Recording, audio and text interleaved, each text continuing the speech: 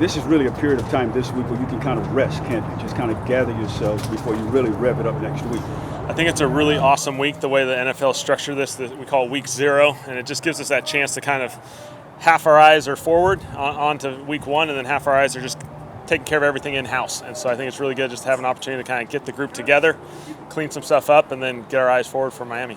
You're sometimes worried about not losing concentration, but guys' minds will wander off when they know they have 2 or 3 days extra. Yeah, I think as long as guys do it the right way, which obviously we feel really confident that they will, I think it's really awesome you push through training camp. There's a lot of volume, a lot of work that goes into it. You get a chance to breathe for a couple days, and then we hit it going. So we're excited. How do you guys envision using Derius Davis, if at all, just with the speed that he has? Yeah, certainly.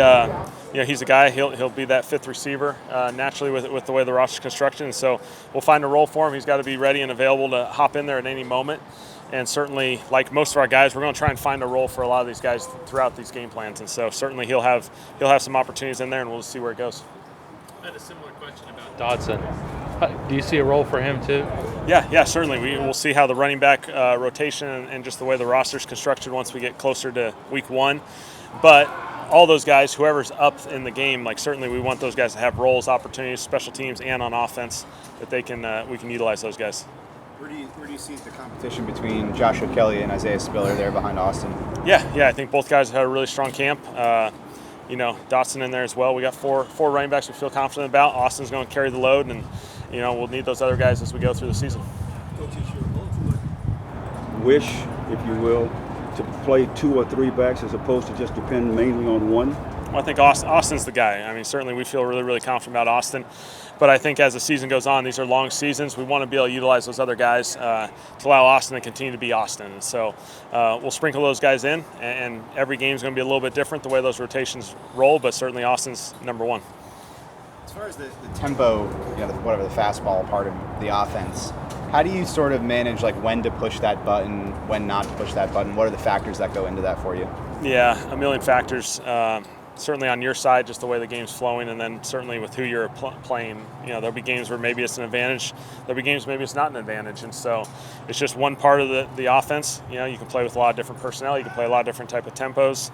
You just want to have exposure to all this stuff through training camp so that during the season, when we feel it's necessary or valuable for a game plan, we can pull back on that experience and go. So with that, is another factor part, do you think about your defense and kind of where they're at in terms of how does that factor? Yeah, there's certainly a flow of the game that you got to be aware of. Has the defense been on the field for a long time? I mean, the last thing you want to do is run the fastest 3 and out in the world and send them back on the field. And so you got to be aware of kind of the feel of that thing. And Brandon and I, certainly we've talked a lot about just the flow of these games and certainly worked a lot just to be on the same page. So we're excited about that. One area where this offense struggled over the last 2 years was running the ball out of 11 personnel, or 28th in the league in that area. Coming in, what has to change to be better running out of those personnel packages? Because typically you might get some better looks when you have an extra receiver out there. Yeah, there's a lot of factors. Obviously, who we have on the field starts with it. We're going to focus on ourselves first. Schematically, we've obviously spent a lot of time probably on some of those things just to make sure we have some hang your hat on runs that can kind of, hey, whatever the defense gives us, we know we can hang our hat on these particular runs, and then you get into the game plan specific stuff. But it's all part of that process. Certainly something we've talked a lot about through training camp, the run game, and when you get into pads in the training camp, it became a huge focus for us, and I felt like we took a lot of necessary steps to continue to build off that. With the way teams play Justin, obviously with his talent, his ability to push the ball downfield, how important is it to run the ball out of those personnel packages and against those looks to open things up for you guys in the passing game? Yeah, there's potential there. Anytime people play, 2 deep safeties in a very cookie cutter viewpoint here, you got to be able to run the ball to some degree there. And certainly the box is in, a little bit more in your favor. And so you got to be able to find ways to have successful runs in there to give yourself eventually the one-on-one opportunities, because you can't run it versus shell. You're going to get shell all day. And now the vertical aspect of it becomes a little bit more challenging when you got 2 deep safeties. Coach, are you sometimes worried about the running game getting stale when you have a passer like you have here?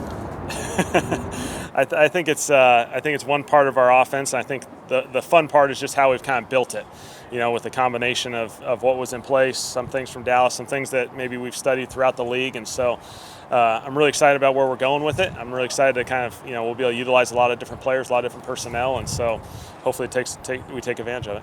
Because sometimes you get forgetful and you just pass. Yeah, certainly. I think, certainly with Justin, you feel really good about throwing it. There's games we may need to throw it 60 times, or maybe games we need to run it 60 times. However, we need to fit in between that each week. It'll take its own path, and we'll be comfortable with that. Just with this week now, how much are you thinking about, I guess like in general, not even just this week, like what defenses are going to do against you, and how do you sort of factor in the surprise element that you also have coming into a new place with new personnel and introducing a new offense?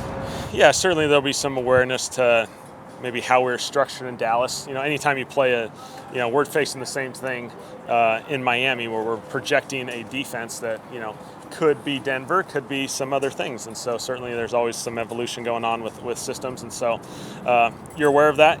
Certainly at the beginning of the year, there's always changes. Teams and organizations had a whole entire offseason to kind of build a plan for this year. There's going to be tweaks, there's going to be adjustments, there's going to be some unknown. And you just got to understand that that's part of early season football in the NFL.